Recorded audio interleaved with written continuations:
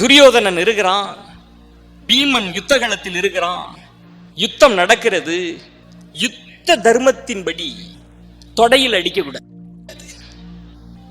கடாயுதத்தை வைத்து தொடையில் அடிக்க கூடாது. ஆனால் பீமன் துரியோதனன் தொடையில் அடிப்பான், அடிச்சு வீழ்த்துவான். அது நியாயமா, அந்த தர்மமா? கேள்வி வந்தது. இன்னும் சொல்கிறேன் பாருங்கள், யுத்த தர்மம் எப்படி மாறும், தர்மங்களின் இலக்கணங்கள் எப்படி இருக்கிறது அப்படின்றது. காந்தாரி துரியோதனன் அழைக்கிறாள், யுத்தத்தில் வீழ்ந்து விடக் கூடாது அல்லவா, தாய்ப்பாசம் அல்லவா, எப்பா வா, அவனை வீழ்த்த முடியாது, நான் உனக்கு என்னுடைய தவ பலனை நான் தரேன், தயவு செய்து என் கண் முன்னால் நிர்வாணமாக வா.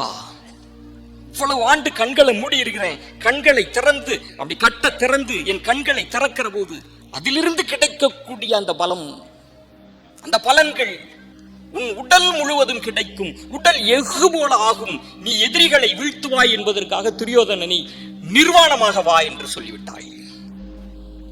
துரியோதனன் நிர்வாணமாக போகிறான். போகிற போக்கில் பகவான் கிருஷ்ணர் உள்ளுக்கு வரார். என்ன பண்ற?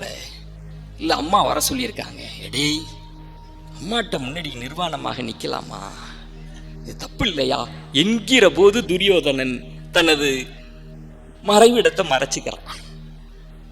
பகவானின் திருவிளையாடல்.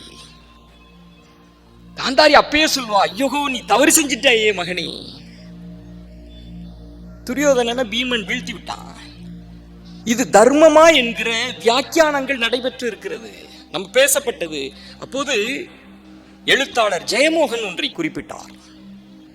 அவர் மகாபாரதத்தை நல்லா உள்வாங்கியவர். அவர் சொன்னார், யுத்த தர்மத்தில் இது நியாயம் அப்படின்னு அதை நியாயப்படுத்தினார். அவர் என்ன சொன்னார் தெரியுமா? நீங்க பாஞ்சாலியை துகிலுரித்தக்கூடிய அந்த காலகட்டத்தில், அந்த காட்சியில் துரியோதனன் பாஞ்சாலியை பார்த்து, வா என் தொடையில் அமர்ந்து கொள் என்று சொல்லி இருப்பான். அந்த தொடையில் விழுந்த அடியால் அவன் வீழ்ந்து இறந்தான். இது யுத்த தர்மத்தின்படி சரியே என்று வியாக்கியானம் செஞ்சார்கள்.